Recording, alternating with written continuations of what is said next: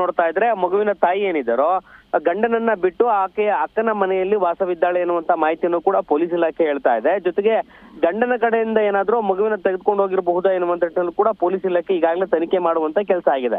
ಆ ಮಗುವಿನ ತಾಯಿ ಏನಿದ್ದಾರೋ ಆಕೆಯ ಗಂಡನನ್ನ ವಿಚಾರಣೆ ಮಾಡಲಾಗಿದೆ. ಆ ಮಗುವಿನ ಅಂದ್ರೆ ಆತನ ಬಳಿಯೂ ಕೂಡ ಮಗು ಇಲ್ಲ ಎನ್ನುವಂತ ಮಾಹಿತಿಯನ್ನು ಕೂಡ ಪೊಲೀಸ್ ಇಲಾಖೆ ಹೇಳ್ತಾ ಇರುವಂತದ್ದು. ಇದೆಲ್ಲವೂ ಕೂಡ ತನಿಖೆ ಮಾಡಿದಾದ ನಂತರ ಮತ್ತೆ ಆ ಮಗುವನ್ನ ಯಾರು ಕಳ್ತನ ಮಾಡಿರಬಹುದು ಎನ್ನುವಂತ ನಿಟ್ಟಿನಲ್ಲೂ ಕೂಡ ಪೊಲೀಸರಿಗೆ ದೊಡ್ಡ ಮಟ್ಟದ ಒಂದು ತಲೆನೋವಾಗಿ ಶುರುವಾಗಿದ್ದು, ಸದ್ಯಕ್ಕೆ ಈ ಮಗು ರಕ್ಷಣೆ ಆಗ್ಲೇಬೇಕು ಎನ್ನುವಂಥದ್ದು ಕೂಡ ಪೊಲೀಸ್ ಇಲಾಖೆಯಿಂದ ಒತ್ತಾಯ ಅಂದ್ರೆ ಬೆಂಗಳೂರಿಗೆ ಕೆಟ್ಟ ಹೆಸರು ಬರೋದು ಬೇಡ. ಈಗಾಗಲೇ ಸಾಕಷ್ಟು ಭಾಗಗಳಲ್ಲಿ ಮಗುವಿನ ಕಳ್ಳತನ ಪ್ರಕರಣ ಆಗ್ಬೋದು.